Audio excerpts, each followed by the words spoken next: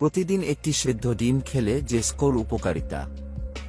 একজন পূর্ণবয়স্ক মানুষের প্রতিদিন 2টি করে ডিম খাওয়া উচিত। আর সকালের নাস্তায় একটি সেদ্ধ ডিম সারাদিন শরীরকে রাখে চাঙ্গা। সেদ্ধ ডিমে প্রায় 8 ক্যালোরি আছে, এর মধ্যে 6 ক্যালোরি আসে চর্বি থেকে। ফলে সকালের নাস্তায় একটি মাত্র সেদ্ধ ডিম খেলে সারাদিন শক্তি পাওয়া যায় এবং দুর্বলতা হ্রাস পায়। এতে ভিটামিন ডি রয়েছে, যা হাড় ও দাঁত শক্ত করে।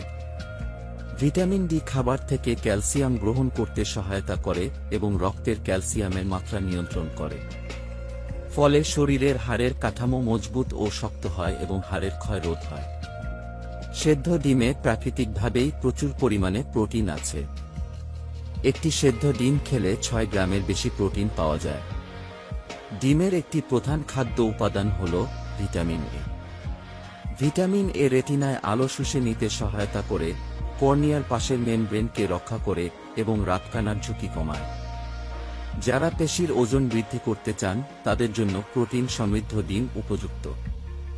ডিম আমাদের দেহে ঘন ঘন ক্ষুধা লাগাকে কমিয়ে দিয়ে ওজন নিয়ন্ত্রণে রাখে। ডিম আমাদের মস্তিষ্কের সুস্বাস্থ্য বজায় রাখতে সাহায্য করে থাকে।